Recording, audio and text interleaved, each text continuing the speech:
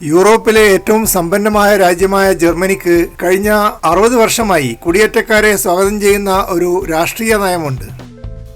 ജർമ്മനിയുടെ സാമ്പത്തിക വ്യവസ്ഥ അതിവേഗത്തിൽ വളരുന്നതുകൊണ്ടും ജർമ്മനിയിലെ ഫാക്ടറികളിൽ ധാരാളമായി തൊഴിലാളിക്ഷാമം ഉള്ളതുകൊണ്ടും കുടിയേറ്റക്കാരെ സ്വീകരിക്കുന്നതിന് ജർമ്മൻ ഗവൺമെന്റ് എപ്പോഴും അനുകൂലമായ നിലപാടാണ് എടുത്തിരുന്നത്. ജർമ്മനിയിൽ കൂടുതൽ കുടിയേറ്റക്കാർ അടുത്ത കാലത്തായി എത്താൻ കാരണം പല ഏഷ്യൻ രാജ്യങ്ങളിലും കലാപവും രാഷ്ട്രീയ പ്രശ്നങ്ങളും ഉണ്ടായതുകൊണ്ടാണ്. ഇത്തരം അഭയാർത്ഥികളെ സ്വീകരിക്കാനുള്ള ഔദാര്യം ജർമ്മനി കാണിക്കുന്നത് ലോകരാജ്യങ്ങൾക്കിടയിൽ ആ രാജ്യത്തിന് വലിയ മതിപ്പുണ്ടാക്കി. എന്നാൽ ജർമ്മനിക്ക് ഇത്തരത്തിൽ കുടിയേറ്റക്കാർ വരുന്നത് വമ്പിച്ച സാമ്പത്തിക മെച്ചമുണ്ടാക്കി എന്ന കാര്യം ആരും ശ്രദ്ധിക്കുന്നില്ല. ഇപ്പോൾ ജർമ്മനിയിൽ 60 ലക്ഷത്തോളം മുസ്ലിം കുടിയേറ്റക്കാരുണ്ട്. ജർമ്മനിയുടെ ജനസംഖ്യയുടെ 7% ഇപ്പോൾ മുസ്ലിങ്ങളാണ്.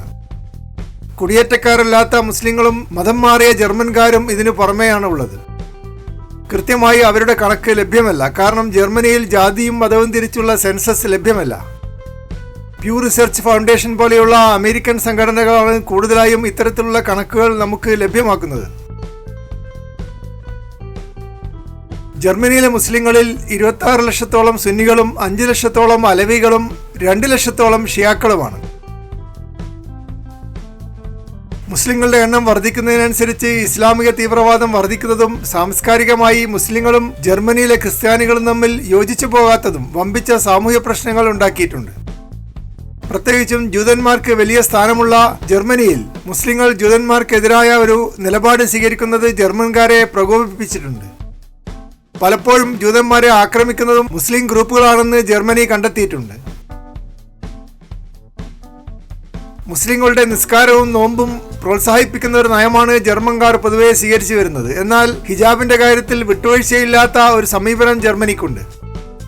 സ്കൂളുകളിൽ അധ്യാപികമാർ ഹിജാബ് അണിയുന്നത് നിരോധിച്ചിട്ടുണ്ട്. എങ്കിലും ജർമ്മനിയിലെ തെരുവുകളിൽ വീട്ടമ്മമാർ ഹിജാബ് അണിഞ്ഞ് നടക്കുന്നത് സാധാരണയായി കാണാൻ പറ്റും. മദ്രസ വിദ്യാഭ്യാസത്തിനും ജർമ്മനി എതിര് നിൽക്കുന്നില്ല. ചില ജർമ്മൻ സംസ്ഥാനങ്ങളിൽ മുസ്ലിം വിദ്യാർത്ഥികൾക്ക് സ്കൂൾ വിദ്യാഭ്യാസത്തോടൊപ്പം തന്നെ മദ്രസ വിദ്യാഭ്യാസവും നൽകുന്നുണ്ട്. ബാക്കിയുള്ള സംസ്ഥാനങ്ങൾ ഇവ നടപ്പാക്കാനുള്ള ചർച്ചകൾ നടന്നു വരികയാണ്. ഇക്കാര്യത്തിൽ ജർമ്മൻ ഗവൺമെന്റിന് തുറന്ന മനസ്സാണെങ്കിലും മുസ്ലിങ്ങൾ പല വിഭാഗങ്ങളായി ഗവൺമെന്റുമായി തർക്കിക്കുന്നതുകൊണ്ടാണ് മദ്രസ വിദ്യാഭ്യാസം നടപ്പാക്കാൻ പ്രയാസമുണ്ടായിരിക്കുന്നത്.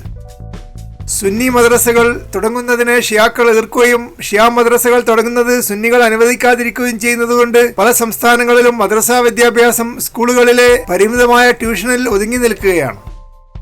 ഖുർആൻ ക്ലാസുകൾ വേണമെന്ന തുർക്കിയിൽ നിന്ന് വന്ന അഭയാർത്ഥികളുടെ നിർബന്ധവും തുർക്കിക്കാർക്കിടയിൽ കാണുന്ന ഉയർന്ന തീവ്രവാദ പ്രവണതയും ജർമ്മൻ ഗവൺമെന്റിനെ ആശയക്കുഴപ്പത്തിലാക്കിയിട്ടുണ്ട്.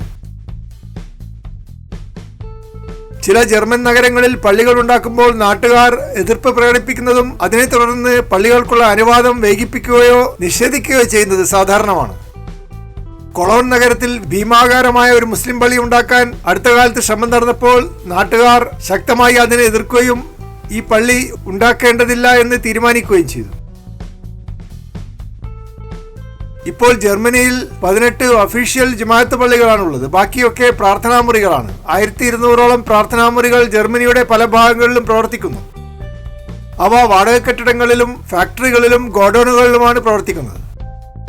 ഹാംബർഗ്, ബെർലിൻ, മാനിയം തുടങ്ങിയ നഗരങ്ങളിൽ ജമാഅത്ത് പള്ളികളുണ്ട്. മാൾ, ഡോട്ട്മണ്ട്, കൊളോൺ തുടങ്ങിയ നഗരങ്ങളിലും ജമാഅത്ത് പള്ളികളുണ്ട്. ഫ്രാങ്ക്ഫർട്ട്, വെസ്ലിംഗ്, ബോൺ തുടങ്ങിയ നഗരങ്ങളിലും ജമാഅത്ത് പള്ളികളുണ്ട്. സിംഗൺ, ഫോർഷീൻ, ആഷൻ, മ്യൂണിഷ് തുടങ്ങിയ നഗരങ്ങളിലും ജമാഅത്ത് പള്ളികളുണ്ട്. ജർമ്മനിയിലെ പല സർവകലാശാലകളിലും ഇസ്ലാമിക പഠനത്തിന് വിഭാഗങ്ങൾ തുടങ്ങിയിട്ടുണ്ട്. ഇസ്ലാമിനെ കുറിച്ചുള്ള ഗവേഷണവും ഇസ്ലാം പഠിപ്പിക്കുന്ന അധ്യാപകരുടെ ട്രെയിനിങ്ങും ഈ സർവകലാശാലകളിൽ നടത്തുന്നു. ക്രിസ്തുമത പഠനത്തിന് കൊടുക്കുന്ന അതേ പ്രാധാന്യം തന്നെയാണ് ഇസ്ലാം മത പഠനത്തിനും നൽകുന്നത്. ഇസ്ലാമിനെതിരായി ജർമ്മൻ സമൂഹത്തിലുള്ള വികാരം കൂടുതലായും ഉണ്ടാക്കുന്നത് ലിബറൽ ചിന്താഗതിയുള്ള രാഷ്ട്രീയക്കാരും കടുത്ത ക്രിസ്ത്യൻ ഗ്രൂപ്പുകളുമാണ്. ചെറുപ്പക്കാരായ മുസ്ലിങ്ങൾക്കിടയിൽ തീവ്രവാദ പ്രവണത കൂടുന്നതായി ഈ ക്രിസ്ത്യൻ വിഭാഗങ്ങൾ ചൂണ്ടിക്കാണിക്കുന്നു. മുസ്ലിങ്ങളിൽ നല്ലൊരെണ്ണം ആളുകൾ പാശ്ചാത്യ ലോകത്തിന്റെ സാംസ്കാരിക തനിമയെ വിമർശിക്കുന്നതായും അറേബ്യൻ ശൈലിയിൽ വധശിക്ഷ പോലെയുള്ള കടുത്ത നിയമങ്ങൾ ഈ രാജ്യത്തിലും കൊണ്ടുവരണമെന്നും അഭിപ്രായപ്പെടുന്നവരാണ്. അതുകൊണ്ടാണ് മുസ്ലിങ്ങൾക്ക് ലിബറൽ ചിന്താഗതി ഇല്ല എന്ന് ജർമ്മൻകാർ ആരോപിക്കുന്നത്. ഇസ്ലാം മാത്രമാണ് യഥാർത്ഥ മതമെന്ന് തുർക്കിക്കാരിൽ ഭൂരിഭാഗവും ഒരു അഭിപ്രായ സർവേയിൽ രേഖപ്പെടുത്തിയത് ജർമ്മൻകാരെ അലോസരപ്പെടുത്തിയിട്ടുണ്ട്. ഇത്തരം കാരണങ്ങൾ കൊണ്ടാണ് മുസ്ലിം സമുദായത്തോട് ഒരു അവിശ്വാസം ജർമ്മൻകാർക്കിടയിൽ ഉണ്ടായിട്ടുള്ളത്. 20% ജർമ്മൻകാരും അഭിപ്രായപ്പെട്ടത് മുസ്ലിങ്ങളുടെ സംസ്കാരവും ജർമ്മൻ സംസ്കാരവും തമ്മിൽ പൊരുത്തപ്പെട്ടു പോകാൻ ബുദ്ധിമുട്ടായിരിക്കുമെന്നാണ്. പ്രത്യേകിച്ചും ഹോമോസെക്ഷൽസിനോട് ജർമ്മൻകാർ കാണിക്കുന്ന പ്രത്യേക പരിഗണന മുസ്ലിങ്ങൾ അംഗീകരിക്കുന്നില്ല. അതുപോലെ നിരീശ്വരവാദികൾ മനുഷ്യരല്ല എന്നും മൃഗതുല്യരാണെന്നും പല മുസ്ലിങ്ങളും അഭിപ്രായ സർവേകളിൽ രേഖപ്പെടുത്തിയത് ജർമ്മൻകാരെ പ്രകോപിതരാക്കിയിട്ടുണ്ട്. ജർമ്മനിയിലെ ക്രിസ്ത്യാനികൾ കൂടുതലും നിരീശ്വരവാദികളായതുകൊണ്ട് ക്രിസ്തുമതത്തെ വിമർശിക്കുന്നതിനേക്കാൾ അവർക്ക് പ്രശ്നമുണ്ടാക്കുന്നത് നിരീശ്വരവാദത്തെ വിമർശിക്കുന്നതാണ്. ജർമ്മൻകാരുടെ അഭിപ്രായത്തിൽ സലഫി വിഭാഗത്തിൽപ്പെട്ട മുസ്ലിങ്ങളാണ് കൂടുതൽ പ്രശ്നങ്ങൾ ഉണ്ടാക്കുന്നത്. ഫ്രാങ്ക്ഫർട്ട്, ബെർലിൻ തുടങ്ങിയ നഗരങ്ങളിൽ 10,000-ഓളം സലഫി മുസ്ലിങ്ങൾ താമസിക്കുന്നു. 55-ഓളം മുസ്ലിം പള്ളികൾ സലഫികൾ ജർമ്മനിയിൽ ഉണ്ടാക്കിയിട്ടുണ്ട്.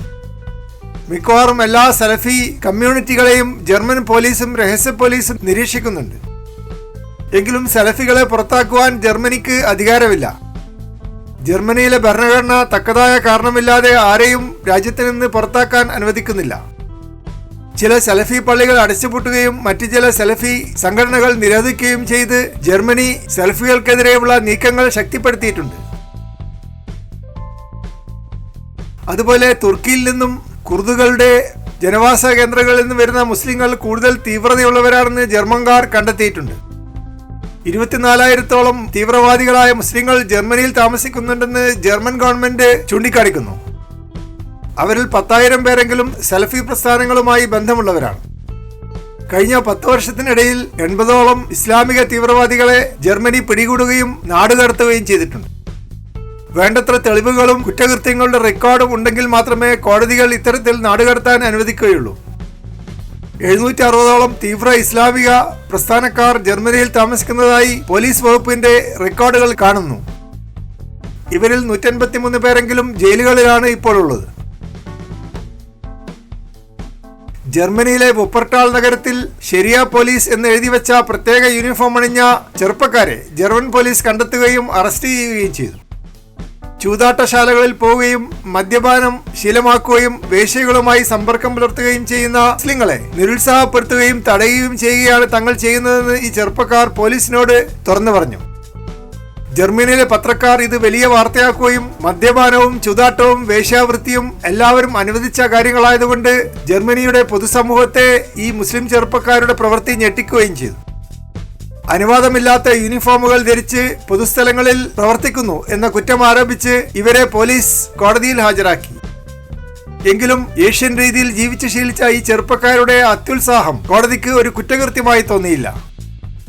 അവർക്ക് വേണ്ടത്ര മുന്നറിയിപ്പ് നൽകി വിട്ടയക്കുവാനാണ് കോടതി പോലീസിനോട് നിർദ്ദേശം നൽകിയത്. മുസ്ലിങ്ങൾക്ക് പുറമെ മറ്റ് വിഭാഗങ്ങളിൽപ്പെട്ട കുടിയേറ്റക്കാരും ജർമ്മനിയിൽ ധാരാളമായി എത്തിയിട്ടുണ്ട്. ഹിന്ദുക്കളും ജൂതന്മാരും ബുദ്ധമത വിശ്വാസികളും ധാരാളമായി ജർമ്മനിയിലേക്ക് കുടിയേറിയിട്ടുണ്ട്. ഇപ്പോൾ 1,30,00,000 കുടിയേറ്റക്കാരെങ്കിലും ജർമ്മനിയിൽ ഉണ്ടെന്ന് കണക്കുകൾ കാണിക്കുന്നു. 1/5 ജർമ്മൻകാരും വിദേശ രാജ്യങ്ങളിൽ വേരുള്ളവരാണെന്ന് ഗവൺമെന്റ് കണക്കുകൾ കാണിക്കുന്നു. അതിനു പുറമെ യൂറോപ്യൻ രാജ്യങ്ങളിൽ നിന്ന് ജർമ്മനിയിലേക്ക് വരുവാൻ വിസ ആവശ്യമില്ലാത്തതുകൊണ്ട് കണക്കെടുക്കുവാൻ പറ്റാത്ത വലിയൊരു എണ്ണം യൂറോപ്യൻസ് ജർമ്മനിയിൽ ജോലി ചെയ്യുന്നുണ്ട്. അവരിൽ പലരും ജർമ്മനിയിൽ സ്ഥിരതാമസമാക്കി മാറ്റിയിട്ടുണ്ട്. യുഗോസ്ലാവിയ പല രാജ്യങ്ങളായി ചിന്നിച്ചിതറിയപ്പോൾ വളരെയധികം അഭയാർത്ഥികളെ ജർമ്മനി സ്വീകരിക്കുകയുണ്ടായി. അതിനു പുറമെ സിറിയയിലുണ്ടായ ആഭ്യന്തര കലാപത്തിലും അതുപോലെ വലിയ എണ്ണം അഭയാർത്ഥികളെ ജർമ്മനി സ്വീകരിച്ചു. ഇത്തരത്തിൽ എത്തിപ്പെട്ട അഭയാർത്ഥികൾ കഠിനാധ്വാനികളായതുകൊണ്ട് ജർമ്മനിയിലെ ഫാക്ടറികളിൽ വേണ്ടത്ര തൊഴിലാളികളെ ലഭിക്കുകയും ജർമ്മൻ സാമ്പത്തിക മേഖലയ്ക്ക് വമ്പിച്ച ഉണർവുണ്ടാവുകയും ചെയ്തു. കുടിയേറ്റക്കാരുടെ സംസ്കാരവും ജർമ്മനിക്കാരുടെ സംസ്കാരവും തമ്മിൽ വേണ്ടത്ര യോജിച്ചു പോകാത്തത് പല ജർമ്മൻ നഗരങ്ങളിലും പ്രശ്നങ്ങൾ ഉണ്ടാക്കിയിട്ടുണ്ട്.